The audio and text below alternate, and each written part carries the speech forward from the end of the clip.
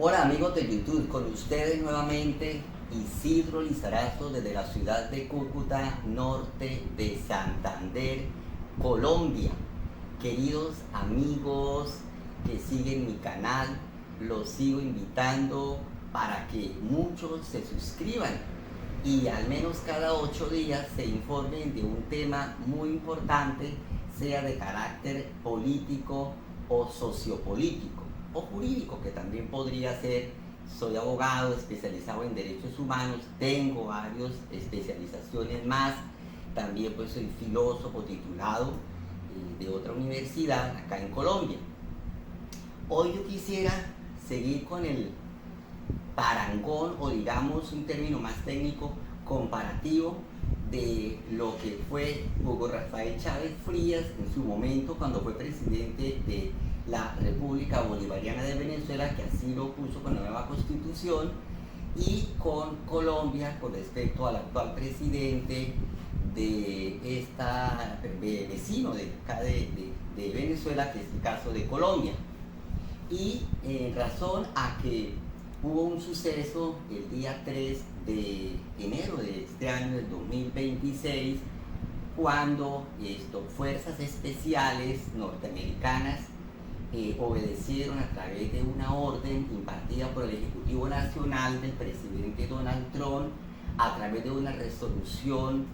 absoluta, que así la llamó él. Se trajo ese grupo especial para que en las horas de la madrugada del 3 de enero de este año, del 2026, se sustrajeran. De manera, como abogado en derechos humanos especializado, considero que es una actuación totalmente ilegal, inconstitucional, arbitraria o improcedente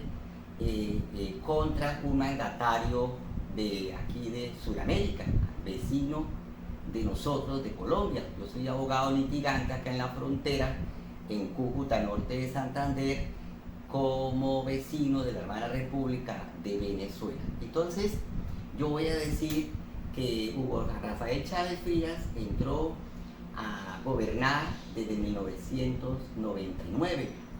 cuando él fue elegido legalmente por el pueblo venezolano, y en ese mismo año él convocó a una Asamblea Nacional Constituyente y él cambió la Constitución de 1961, que era la anterior Constitución, por la nueva Constitución de 1999, y que muchos juristas a nivel mundial, en especial de habla hispana, decían y siguen diciendo que esa Constitución era una de las mejores constituciones posmodernas en su perfección, ¿no? Con garantías sociales y democráticas. Y miramos por el lado de Colombia con el presidente Petro, vemos que él, desde que se posesionó, ya va para 4 años, quedan como 6 meses de gobierno nacional. Él entró con la Constitución de 1991 y que él formó parte en ese entonces para que se hiciera una Asamblea Nacional Constituyente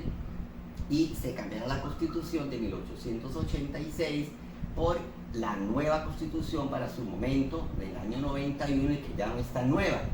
pero que esta Constitución, que tenía en su artículo primero que es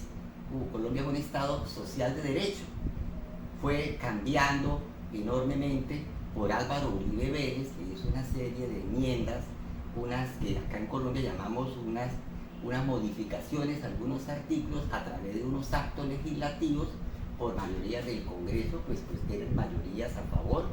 de ese gobierno de ultraderecha de Álvaro Uribe Vélez, actual expresidente, que estamos esperando que la Corte Suprema de Justicia de la Sala Especial de Casación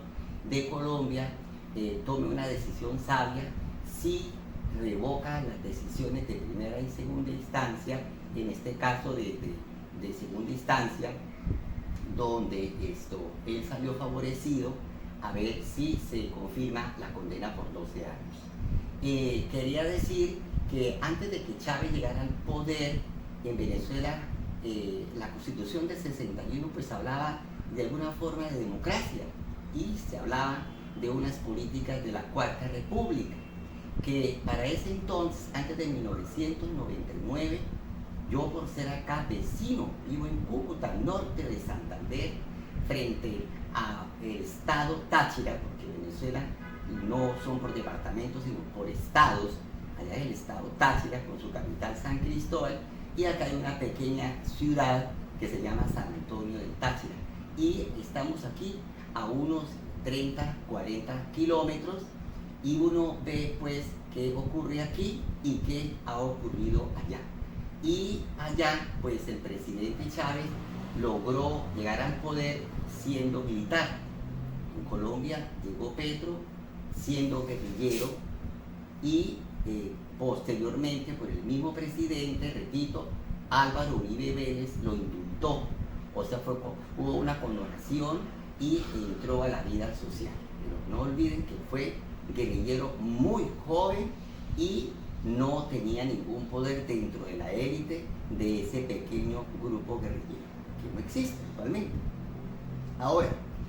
volviendo al tema de Venezuela, que antes del 99, la Cuarta República, que es lo que me quiero centrar hoy en este video,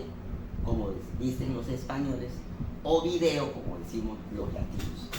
Antes de 1991, Venezuela no había vivido una crisis terrible de pobreza, de hambre, de miseria, diría yo,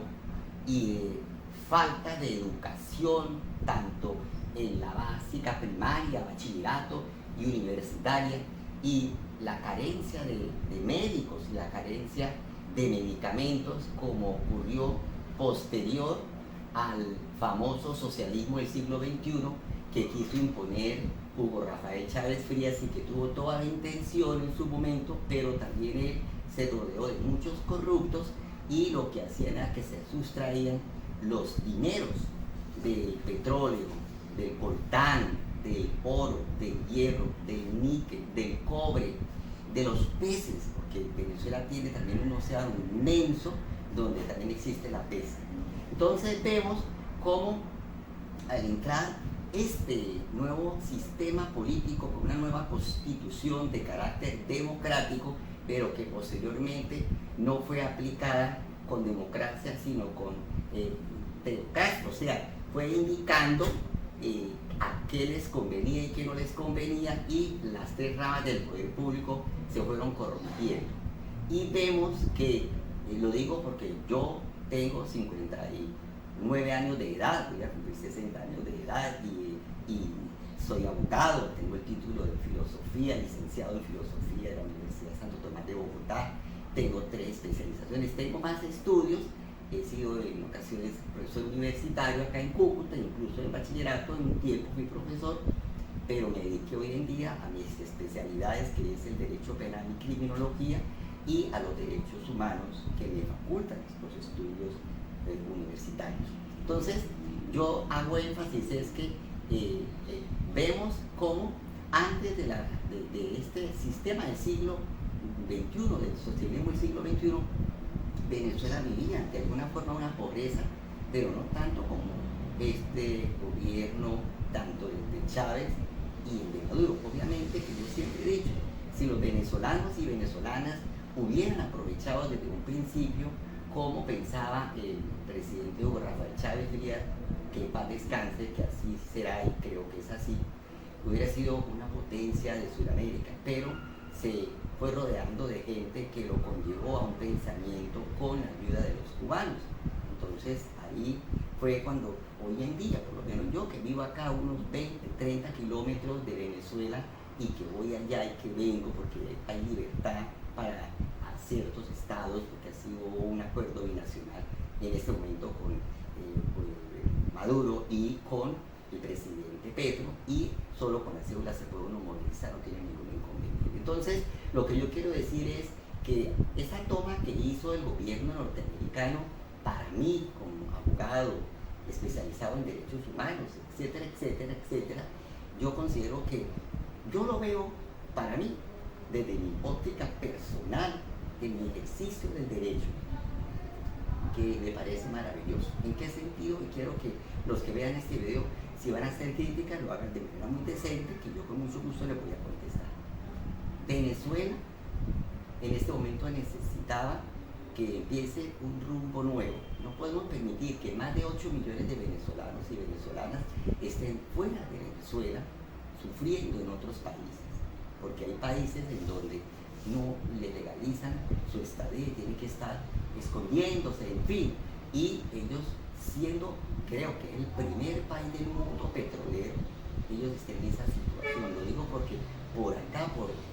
digamos la entrada de norte de Santander, acá por Cúcuta, por el municipio de Villa del Rosario, que colinda con el río Táchira y Venezuela, ya con San Antonio, uno ve la cantidad de venezolanos que aún vienen y se van hacia el centro de Colombia, bajan al sur de Colombia, entran al Ecuador, entran al Perú, entran al Brasil, porque son las fronteras que tiene Colombia con estos hermanos países, ¿no? Y yo veo que en este momento hay que aprovechar que si el presidente Trump toma medidas serias, vamos a pedir de que el bolívar se dolarice en este momento y que, digamos, el Congreso de Venezuela, en este caso la Asamblea Nacional, allá no hay senadores ni representantes de la Asamblea Nacional, es unicameral porque la Constitución del 91 así la cambió el presidente Chávez, antes del 99, perdón, la Constitución del 99, aclaro, había la Constitución de 1961, era bicameral, era Cámara y Senado, ahora pasó con Chávez a unicameral y solamente hay para buscar una ley de restitución de bienes y de tierra, lo llamaría yo, que el Estado venezolano, a través del nuevo presidente que se elija popularmente y un Congreso nuevo, o digamos una Asamblea Nacional nueva, que legisle una ley para que los venezolanos y venezolanas que a partir de 1999 hasta ahora, hasta aquí, hasta el 3 de enero del 2026, se crea una ley de rango constitucional como en Colombia con la 1448 del 2011, para que el Estado